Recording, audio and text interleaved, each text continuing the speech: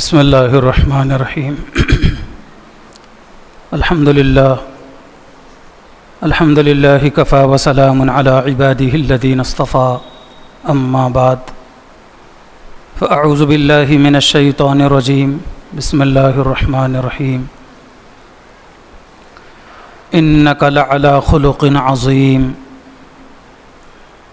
وکما ورد فی الحدیث الصحیح قال النبی صلی اللہ علیہ وسلم انما بعثت معلما لأتمم مکارم الاخلاق او کما قال النبی صلی اللہ علیہ وسلم۔ قابل احترام دینی بھائی اور عزیزو، اصولی طور پر دین و اسلام کے 5 ارکان ہیں جن سے واقفیت بھی ہمارے لیے ضروری ہے اور اس کے مطابق عمل بھی ہمارے لیے ضروری ہے۔ دین کے بنیادی اصول میں سے پہلی بات تو یہ ہے کہ عقائد، کہ ہمارے عقائد صحیح ہوں، جن کو ایمانیات بھی کہا جاتا ہے، یعنی وہ 7 چیزیں جس پر ایمان لانا ہر مسلمان کے لیے ضروری ہے۔ ان 7 چیزوں میں سے کسی ایک چیز کے تعلق سے بھی شک و شبہ پیدا ہو جاتا ہے یا اس کا انکار کرتے ہیں تو مسلمان نہیں رہتا، مومن نہیں رہتا۔ جس کو ایمان مفصل میں مجملاً طور پر قرآن میں بھی اور مفصلاً احادیث مبارکہ میں بیان کیا گیا ہے کہ اللہ پر ایمان لانا، کہ اللہ اپنے ذات میں تنہا تنہا جن کا کوئی شریک نہیں، وہ وحدہ لا شریک لہ ہیں۔ اللہ کے فرشتوں پر ایمان لانا کہ فرشتے ایک اللہ کے نورانی مخلوق ہیں۔ اسی طرح اللہ کی کتابوں پر ایمان لانا، اللہ کے پیغمبروں پر ایمان لانا، اور اسی طرح اچھی و بری تقدیر پر ایمان لانا، جو کچھ اچھا یا برا ہوتا ہے سب اللہ کی طرف سے ہوتا ہے۔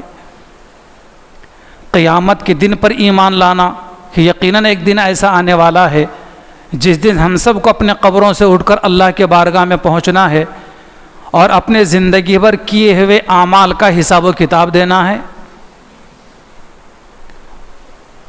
مرنے کے بعد دوبارہ اٹھایا جانا پر ایمان لانا، یہ 7 چیزیں ہیں۔ ان 7 چیزوں میں کبھی بھی ہم شک و شبہ نہیں کرنا چاہیے اور نہ ہی کسی کا انکار کرنا چاہیے۔ یہ ہیں ایمانیات اور یہ ہیں اعتقادات، پہلی چیز۔ دوسری چیز ہے عبادات، اللہ کی عبادت کرنا، مقصد زندگی اللہ کی بندگی، مقصد حیات اللہ کی یاد، ہمارے زندگی کا مقصد اللہ کی بندگی ہے، تو ہم اس سے اپنے جان نہ چرائیں بلکہ عبادات کے تعلق سے ذوق و شوق میں اضافہ کریں۔ چاہے چھوٹی سے چھوٹی عبادت ہو، چاہے بڑی سے بڑی عبادت ہو، ہر عبادت کو میں اللہ کی رضا کے لیے اور اللہ کے خوشنودی کے لیے ذوق اور شوق کے ساتھ کروں۔ عبادات میں جیسے نماز، روزہ، زکوٰۃ، حج اور دیگر ذکر و اذکار اور اللہ کے بابرکت کلام کی تلاوت، یہ ساری چیزیں آتی ہیں۔ اور تیسری چیز کہ دین کے بنیادی ارکان میں سے تیسری چیز جو ہے وہ معاملات ہے۔ کسے کہا جاتا ہے معاملات؟ کاروبار، بزنس، لین دین۔ یہ بھی ہمارے سارے لین دین کے معاملات، کاروبار کے معاملات جو ہیں، بزنس کی چیزیں، وہ بھی ساری کے ساری ہماری اسلام کے دین کے مطابق ہوں۔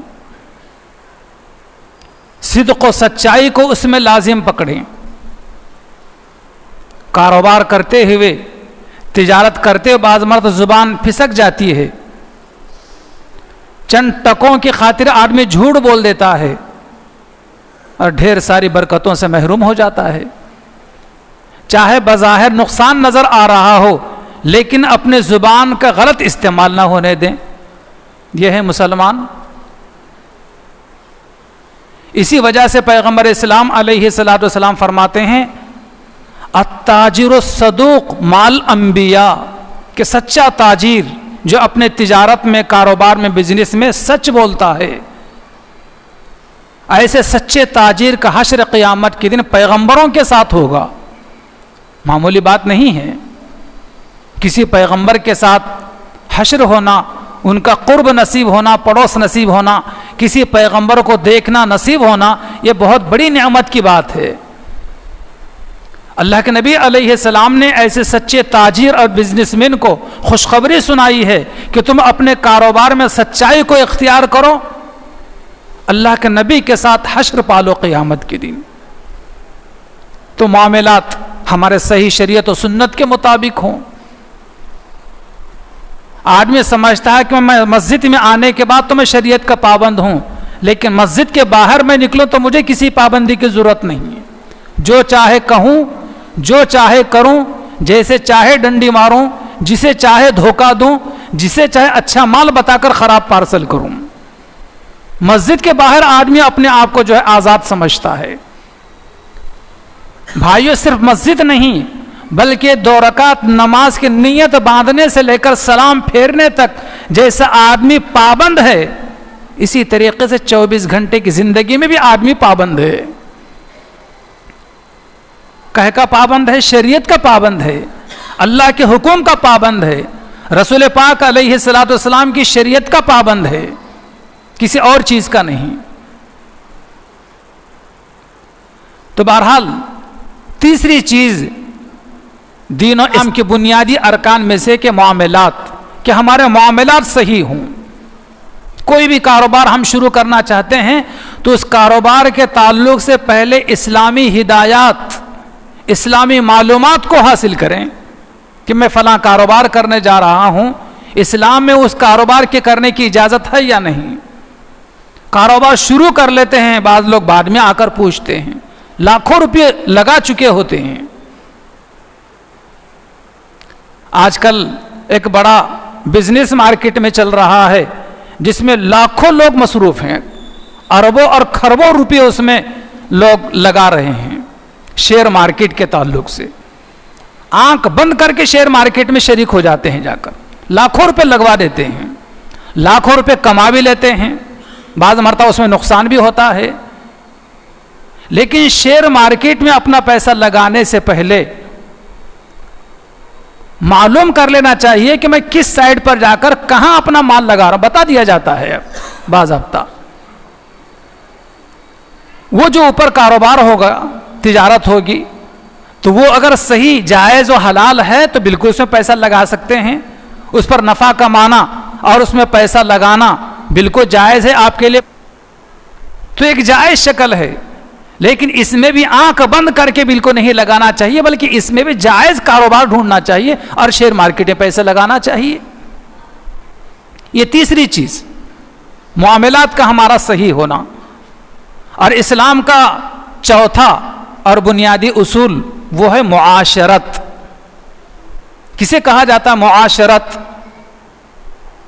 معاشرت جس فیملی میں ہم رہتے ہیں، جس خاندان میں ہم رہتے ہیں، جن لوگوں میں ہمارا روزانہ اٹھنا بیٹھنا، کھانا پینا، سونا جاگنا ہوتا ہے، جن لوگوں سے روزانہ ہمارا واسطہ پڑتا ہے، ہمارے خاندان کے لوگ، ان لوگوں کے ساتھ میں اچھے اخلاق سے پیش آنا، ان کے ساتھ میں اچھی زندگی گزارنا۔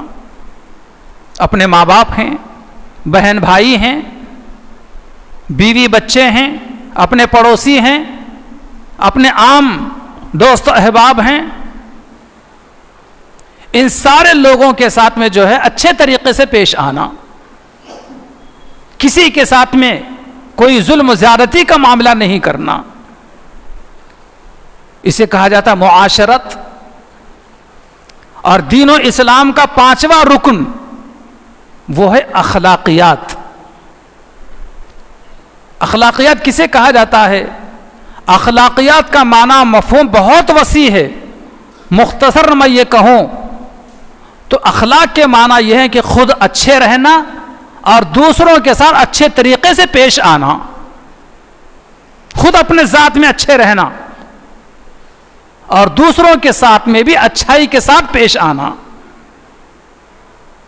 اسے کہا جاتا ہے حسن اخلاق. اسلام میں اس کی بڑی اہمیت ہے اخلاق کی. اور ہمارے اخلاق کے سب سے زیادہ حقدار ہمارے گھر کے لوگ ہیں, ہمارے بوڑھے ماں باپ ہیں, ہمارے بہن بھائی ہیں, ہماری بیوی, ہمارے بچے ہمارے اچھے اخلاق کے سب سے زیادہ حقدار ہیں.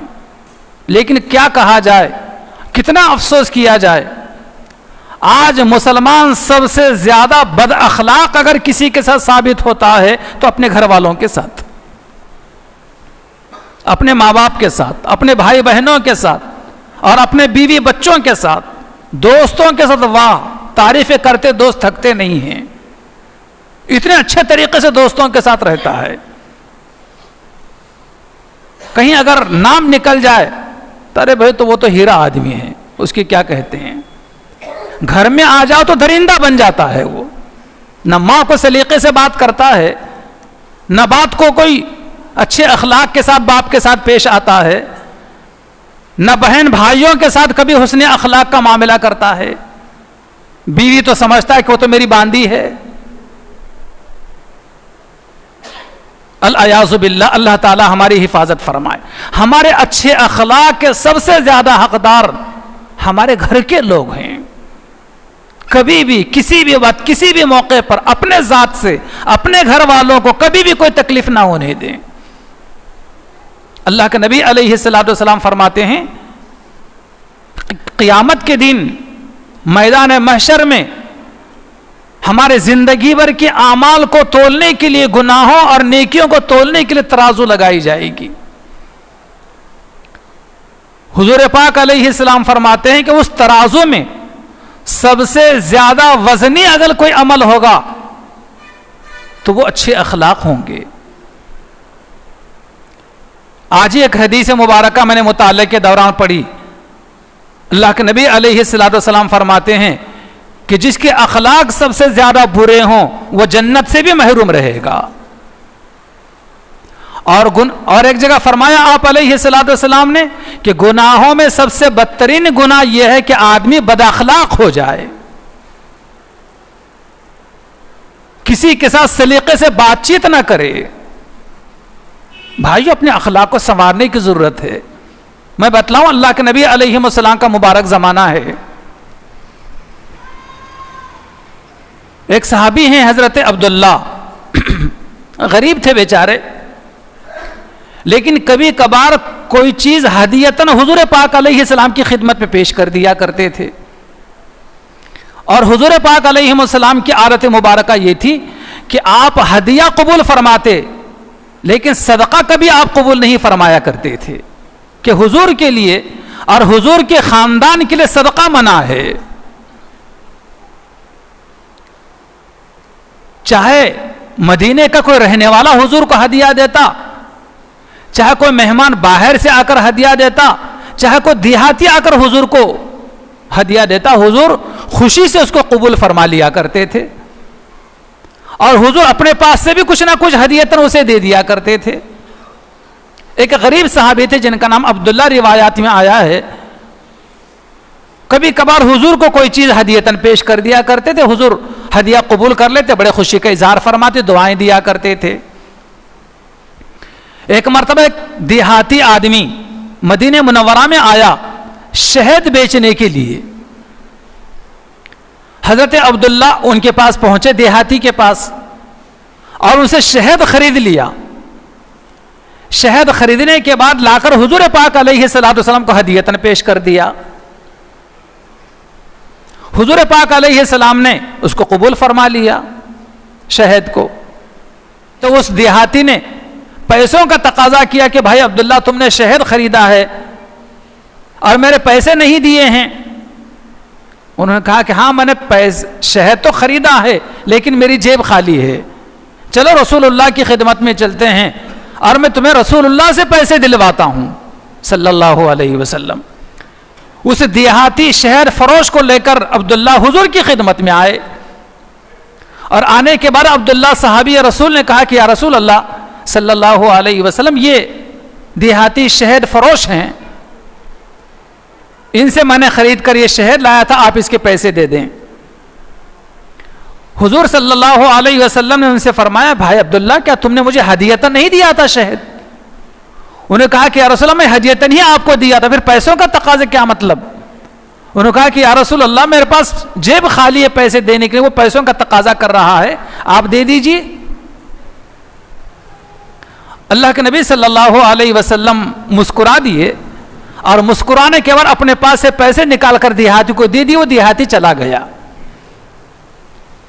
اب ذرا اپنے دامن میں جھانک کر دیکھ لیجیے، اس جگہ اگر ہم اور آپ ہوتے کتنا بھڑک جاتے، شہد اٹھا کر پھینک جات، تو جانے تیرا شہد جانے، اسے برا بھلا کہتے، اسے تنبیہ کرتے، ڈانٹ ٹپر کرتے، بد اخلاق کہتے، نہ جانے اور کیا کیا کہتے۔ لیکن قربان جائیے پیغمبر اسلام جناب محمد الرسول اللہ صلی اللہ علیہ وسلم کے پاکیزہ اخلاق کے، آپ نے نہ عبداللہ کو ڈانٹا، نہ ڈپٹا، نہ برا بھلا کہا، بلکہ آپ نے کچھ نہیں کہا، اس دیہاتی شہر فروش کو اس کے پیسے دے دیے، یہ ادھر چلا گیا، عبداللہ اٹھ کر چلے گئے۔ آج ہمارے گھر والوں سے، بھائی بہن سے، بچوں سے، بیوی سے، یا کبھی باپ سے، بوڑھا ہے بیچارہ اور بوڑھوں کی کیفیت دن بدن بچوں کی طرح ہو جاتی ہے، ماں بیچاری بوڑھی ماں ہے، بڑھاپے کی وجہ سے کبھی کچھ غلطی ہو جاتی ہے اور بوڑھے ان کا مزاج تو بچوں کی طرح ہو جاتا ہے، تو دیکھو جوان بیٹا کیسے ڈانٹ ڈپٹ کرنا شروع کرتا ہے، بوڑھی ماں کو بھی اور بوڑھے باپ کو بھی۔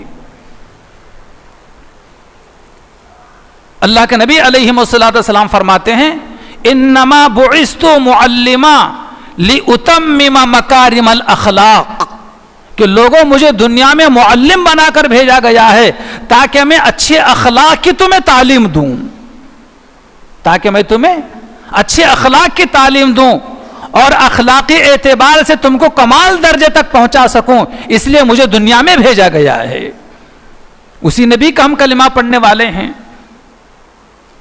اسی نبی آخر الزمان صلی اللہ علیہ وسلم کے ہم امتی ہیں، تو کیوں نہ اس پیغمبر کے اخلاق کو ہم بھی اپنائیں، کیوں نہ ویسے اخلاق اپنے اندر پیدا کریں اور بد اخلاقی کو اپنے آپ سے دور کریں۔ یہ تو ایک باہر کا معاملہ تھا، خرید و فروخت کا معاملہ تھا۔ مسجد کا واقعہ میں آپ کو بتلاؤں، نبی کریم صلی اللہ علیہ وسلم کا مبارک زمانہ ہے، نئے نئے لوگ بھی آ کر نماز میں شامل ہو جاتے تھے جن کو کوئی مسائل احکامات سے واقفیت نہیں ہوتی تھی۔ حضرت معاویہ ابن حکم نئے نئے صحابی تھے، وہ ان کو اتنا معلوم تھا کہ اگر کوئی چھینکے تو الحمدللہ کہنا چاہیے، اور کوئی چھینک کر الحمدللہ کہے تو سننے والا یا رحمک اللہ کہنا چاہیے، اور اس کے جواب میں بھی آگے دعا یہدیکم اللہ یصلح بالکم، اتنا ان کو معلوم تھا بس۔ اور ان کو یہ بھی نہیں معلوم تھا کہ نماز میں بات کرنا جائز نہیں ہے۔ جماعت کھڑی ہوئی تھی، وہ آ کے نماز میں شریک ہو گئے۔ حضرت معاویہ ابن حکم، نماز میں سے کوئی چھینک دیا کسی نمازی نے تو فوراً انہوں نے بآواز بلند یا رحمک اللہ کہہ کے چھینک کا جواب دے دیا۔ دوسرے صحابہ نے ان کو روکنے کی کوشش کی، یعنی کہ نگاہیں پلٹا کر دیکھنا شروع کی، تو وہ کہنے لگے تمہیں کیا، کیوں ایسے نظروں سے مجھے دیکھ رہے ہو، کنے کی نگاہوں سے مجھے تم کیوں دیکھ رہے ہو؟ تو وہ اور بول پڑے کہ بے تو اسلامی تعلیمات میں سے ہے اور تم مجھے روکنے کی کوشش کر رہے ہو۔ یہاں تک کہ حضرات صحابہ نے اپنے ہتھیلی کو اپنے ران پر مارنا شروع کیا، یعنی نماز میں اگر کوئی غلطی ہو جائے تو اس طریقے سے کسی کو خاموش کرنا ہو تو ہاتھ مارا جاتا ہے۔ تو وہ تو خاموش ہو گئے۔ خاموش ہونے کے بعد نماز مکمل ہو گئی۔ نماز مکمل ہونے کے بعد نبی کریم صلی اللہ علیہ وسلم کو قریب بلایا، اور قریب بلانے کے بعد ان سے کہا کہ دیکھو، نماز میں بات نہیں کیا کرتے اور نماز میں کسی کے چھینک کا جواب بھی نہیں دے سکتے۔ نماز تلاوت کلام پاک، اللہ کا ذکر اور اللہ کے تسبیح کا نام نماز ہے۔ وہ تو ڈر رہے تھے کہ نہ جانے اب حضور میرے ساتھ میں کیا معاملہ کریں گے. میں نے نماز میں ایسی حرکت کی. جب حضور نے بڑی شفقت بڑی محبت کے ساتھ ان کو یہ سمجھا دیا تو ان کا بعد میں تاثر یہ تھا اور وہ اپنے زبان سے یہ کہنے لگے تھے کہ میں نے حضور جیسا شفیق معلم اور محبت بھرے انداز میں سمجھانے والا نہ حضور سے پہلے کبھی دیکھا نہ حضور کے بعد میں نے زندگی میں کبھی دیکھا. غلطی کسی سے بھی ہو سکتی ہے. اب یہ نہیں کہ غلطی کیا ڈانٹ ڈپٹ شروع کر دو, بد اخلاقی کا معاملہ کر دو, زبان درازی کرو, ہاتھ اٹھا دو, یہ نہیں ہے. ایک مرتبہ دو مرتبہ محبت سے سمجھا دیا جائے اور سمجھدار لوگ سمجھ جاتے ہیں. ممکن ہے ناواقفیت سے کیا وجہ سے کیا ہوگا, ممکن ہے کہ غلطی ہو گئی ہوگی, لیکن یہ کیا بات ہے کہ ہر غلطی پر اپنی زبان خراب کی جائے. نبی کریم صلی اللہ علیہ وسلم فرماتے ہیں کہ دو چیزیں ایسی ہیں کہ ان دو چیزوں کی وجہ سے آدمی جنت میں بھی داخل ہو سکتا ہے اور انہی دو چیزوں کی وجہ سے آدمی جنت سے محروم ہو کر جہنم میں بھی پہنچ سکتا ہے. کون سی دو چیزیں ہیں وہ؟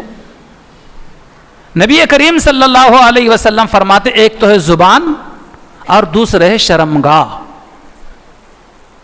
ان دو چیزوں کے استعمال اگر صحیح ہو, اپنے زبان کا اگر استعمال صحیح ہو, اپنے شرمگاہ کا اگر استعمال صحیح ہو, تو یہ دو چیزیں آدمی کو جنت کا حقدار بنا سکتی ہیں.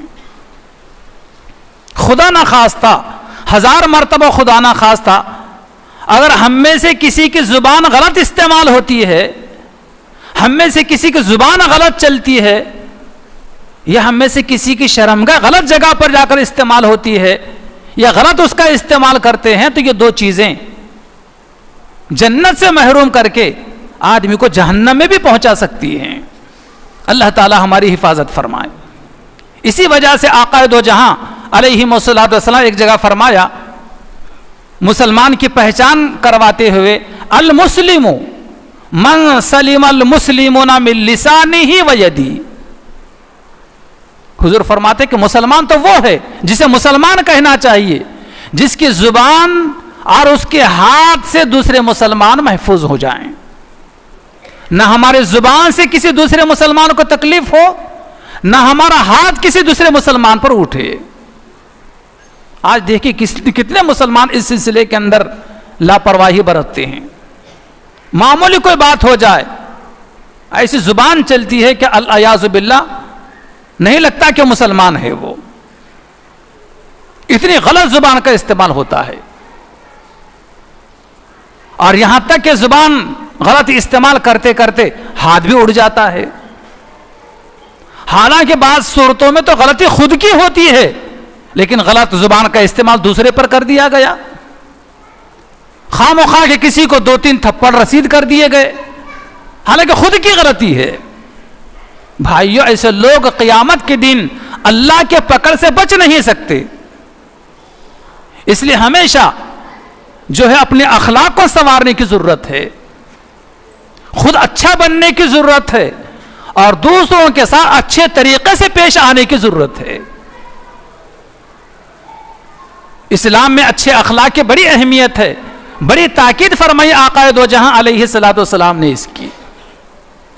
اور نبی کریم صلی اللہ علیہ وسلم کے مبارک زمانے میں, بلکہ آپ علیہ الصلوۃ والسلام کے پردہ فرما جانے کے بعد ایک مرتبہ چند صحابہ حضرت عائشہ صدیقہ رضی اللہ تعالیٰ عنہ کے پاس آتے ہیں اور حضرت عائشہ صدیقہ رضی اللہ تعالیٰ عنہ سے پوچھتے ہیں کہ اماں جان, چونکہ حضور کی ساری بیویاں امت کی مائیں ہیں, اسی لیے ام المؤمنین اور امہات المؤمنین کہا جاتا ہے. صحابہ نے پوچھا حضرت عائشہ صدیقہ رضی اللہ تعالیٰ عنہ سے کہ ہمیں بتلائیے کہ حضور کے اخلاق کیسے تھے, حضور کے اخلاق کیسے تھے. تو حضرت عائشہ صدیقہ رضی اللہ تعالی عنہا نے ان سے پوچھا کیا تم نے قرآن نہیں پڑھا؟ مطلب یہ تھا کہ جو قرآن میں ہے وہ حضور کی زندگی میں ہے. قرآن کا کہا ہوا حضور کا عمل کیا ہوا. یعنی حضور کی زندگی کا کوئی بھی عمل قرآن سے ہٹ کر نہیں تھا. قرآن نے کسی چیز کا حکم دیا ہے تو حضور نے اسے ضرور کیا ہے. قرآن نے اگر کسی چیز سے منع کیا تو حضور اس سے ضرور دور رہے ہیں. تو بھائی ان چیزوں کو اپنانے کی ضرورت ہے. ہم قرآن کھولتے نہیں اور کبھی قرآن کو سمجھنے کی کوشش نہیں کرتے, جس کی وجہ سے قرآنی تعلیمات اور نبی کریم صلی اللہ علیہ وسلم کے پاکیزہ اخلاق ہمارے سامنے آتے بھی نہیں. قرآن مہینوں بلکہ بعض مکانات میں برسوں طاقوں میں سجا پڑا ہوا قرآن دھول کھاتا رہتا ہے, لیکن کھول کر دیکھنے کی توفیق نہیں ہوتی. وہ معزز تھے زمانے میں مسلمان ہو کر, علامہ اقبال کہتے ہیں وہ معزز تھے زمانے میں مسلمان ہو کر, ہم خوار ہوئے تاریخ قرآن ہو کر. کہ ماضی میں لوگ قرآن کو ہمیشہ اپنے سامنے رکھتے تھے, تلاوت کے اعتبار سے, قرآن کو سمجھنے کے اعتبار سے, قرآنی احکامات پر عمل کرنے کے اعتبار سے, قرآنی احکامات کی ارشاد و تبلیغ کے اعتبار سے کامیابی ان کے قدم چومتی تھی. ہر جگہ ہر منزل پر وہ لوگ کامیاب نظر آتے تھے. آج مسلمانوں نے قرآن کو, قرآنی تعلیمات کو, قرآنی احکامات کو پشے پشت ڈال دیا, چھوڑ دیا ہے, تو ذلت و گمراہی نے ان کے گھروں کا دروازہ دیکھ لیا ہے. اللہ تعالی ہماری حفاظت فرمائے. اس لیے محترم بزرگوں اور دوستو, ہمیں چاہیے کہ ہم اپنے اخلاق کو صحیح کریں. اب تک جو ہو چکا ہو چکا, اب سے تو کم از کم سدھر جائیں. جس کسی کے ساتھ میں کبھی ہم نے بد اخلاقی کا معاملہ کیا ہو, زبان درازی کا معاملہ کیا ہو, کبھی ہم سے کسی پر ہاتھ اٹھ گیا ہو, تو معافی تلافی کر لیں. لیکن اگر ہم نے ایسے لوگوں سے جن سے زبان درازی کی خام و خواہ کے اور ہاتھ اٹھایا ہم نے, اور زندگی میں اگر ان سے معافی تلافی نہیں کی, تو قیامت کے دن اللہ کے پکڑ سے بچ نہیں سکتے. ایک تو یہ شکل, اور دوسری شکل یہ ہے کہ ہمیں کل قیامت کے دن جس پر ہم نے زیارتی کی ہے, اس زیارتی کے بقدر ہم کو اپنے زندگی کی مقبول نیکیاں ان کو دینی پڑیں گی, چونکہ ہم ظالم تھے, وہ مظلوم تھے. ظالموں کو قیامت کے دن اپنے زندگی کے مقبول ترین نیکیاں مظلوموں کو دینی پڑے گی. اللہ کے نبی علیہ السلام فرماتے ہیں کہ میرے امت کا سب سے بڑا مفلس وہ آدمی ہے. اس لیے بھائیو, اپنے اخلاق کو ہر جگہ ہر کسی کے ساتھ میں اچھے طریقے سے پیش کرنا چاہیے. آج ہم دوستوں کے ساتھ, باہر کے لوگوں کے ساتھ, اپنے پارٹنر کے ساتھ بڑے اچھے طریقے سے پیش آتے ہیں, لیکن اپنے ماں باپ کے ساتھ, بہن بھائیوں کے, بیوی بچوں کے ساتھ, اپنے رشتہ داروں کے ساتھ بڑی بدسلوکی ہماری ہوتی ہے. خاص طور پر جو خونی رشتہ دار ہمارے ہیں, ان کے ساتھ اچھا معاملہ کیا جائے, جسے شریعت کی اصطلاح میں صلہ رحمی کہا جاتا ہے.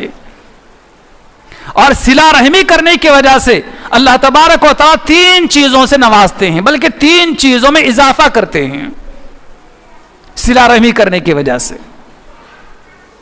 ایک تو یہ ہے کہ اللہ پاک محبت میں اضافہ کرتے ہیں. دوسرے ہے کہ صلہ رحمی کرنے کی وجہ سے اللہ تعالیٰ عمر میں اضافہ کرتے ہیں. اور تیسرے یہ کہ صلہ رحمی کرنے کی وجہ سے اللہ پاک رزق میں اضافہ کرتے ہیں. کتنی بڑی چیز ہے یہ رہے ہیں صلہ رحمی کرنا. اپنے چچا تایا ہیں, بہن بھائی ہیں, اپنے ماموں پھوپا ہیں, خالو ہیں, قریب کے رشتہ دار, غریب ہیں بیچارے, مال و دولت ہے تو پلٹ کر نہیں دیکھتے ایسے رشتہ داروں کو. موقع بہ موقع ان کے ساتھ میں کبھی مالی تعاون کرنا, کبھی خیر خیریت لینا, کبھی کپڑے بنا دیا کرنا, کبھی علاج کے لیے پیسے دے دیا کرنا, کبھی بیمار ہوں تو دیکھنے کے لیے جانا, ان کے سکھ دکھ میں شریک رہنا, اسے تو صلہ رحمی کہا جاتا ہے. آج اور غریبوں کے ساتھ تعلقات اس لیے نہیں رکھے جاتے کہ کہیں پیسے نہ مانگنے کو آ جائے. اگر وہ پیسے نہ بھی مانگے تو آپ کو دینا چاہیے, آپ کی آخرت سنورتی ہے. آپ کی محبت اور مقبولیت دنیا میں عام ہوتی ہے لوگوں میں, عمر میں اضافہ فرماتے ہیں, رزق میں اضافہ ہوتا ہے. مکہ مکرمہ سے مدینہ منورہ جاتے ہوئے راستے میں ایک مقام ہے جس کو مقام ابوا کہا جاتا ہے. وہاں حضور کی سگی والدہ سگی ماں کی قبر ہے. وہاں پر جب بھی حضور کا گزر اس راستے سے ہوتا تو صحابہ کہتے تم یہاں بیٹھو, تھوڑی دیر رک جاؤ, میں ابھی آتا ہوں.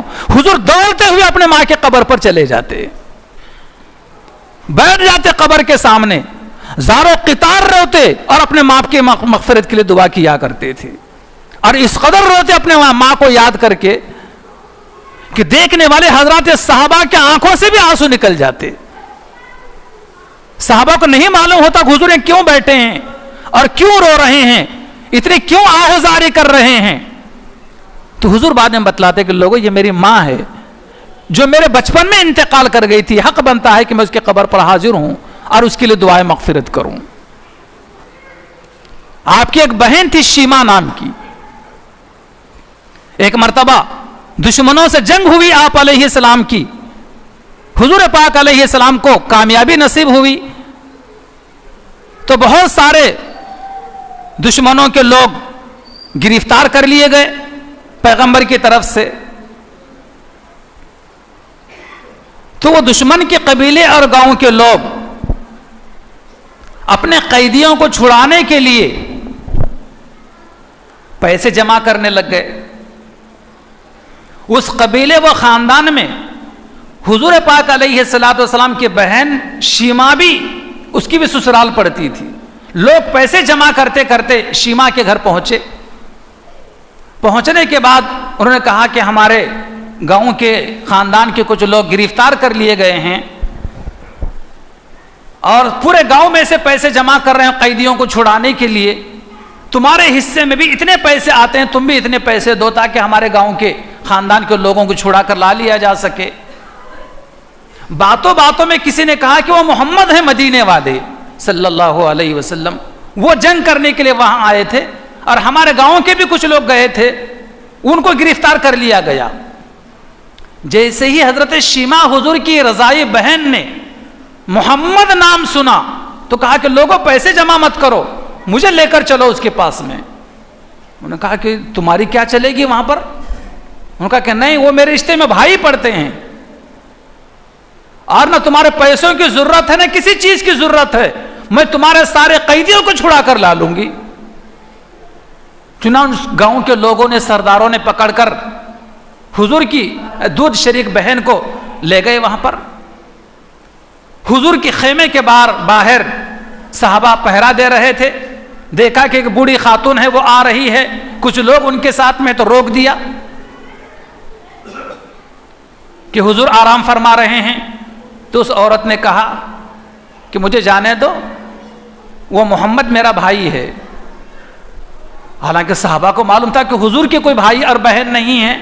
حضور کو اطلاع دی گئی تو حضور پاک علیہ السلام خیمے سے باہر تشریف لائے اور برسوں سے ملاقات نہیں ہوئی تھی بہن سے.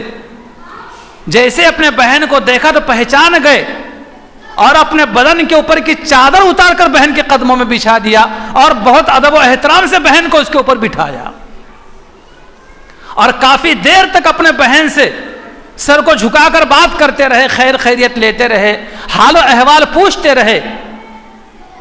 پھر بہن کے کہنے پر سارے قیدیوں کو بغیر کسی معاوضے کے چھوڑ دیا اور بہت سارے کپڑوں کی شکل میں, بکریوں کی شکل میں اور اونٹوں کی شکل میں ہدیہ و تحفہ دے کر اپنے بہن کو رخصت کیا. یہ بہن کے ساتھ معاملہ, اسے کہا جاتا ہے صلہ رحمی. کبھی ہماری بہن ہمارے گھر آ جائے, بڑا بھائی کبھی ہمارے گھر آ جائے, چچا و تایا ہمارے کبھی گھر آ جائیں تو ان کے ساتھ میں صلہ رحمی کا معاملہ کرنا, ان کے خیر مقدم کرنا. اگر اللہ نے کچھ روپے پیسے سے نوازا ہے تو کچھ اپنے پیسوں سے ان کو ہدیہ تحفتاً نواز دینا. کسی چیز کی ضرورت ہے تو ان کی ضرورت پوری کر دینا, یہ صلہ رحمی کہلاتا ہے. یہ حسن اخلاق ہے جس کو مکمل کرنے کے لیے, جس کی تعلیم دینے کے لیے اللہ تبارک و تعالیٰ نے محمد عربی صلی اللہ علیہ وسلم کو نبی بنا کر دنیا میں بھیجا ہے. ہم اسی نبی کی امت ہیں. اللہ تعالیٰ سے دعا ہے کہ اللہ پاک ہمیں اخلاق نبویہ کو اپنانے کی توفیق عطا فرمائے اور برے اخلاق سے ہم سب کی پوری امت مسلمہ کی حفاظت فرمائے. آمین و آخر دعوانا ان الحمد للہ رب العالمین.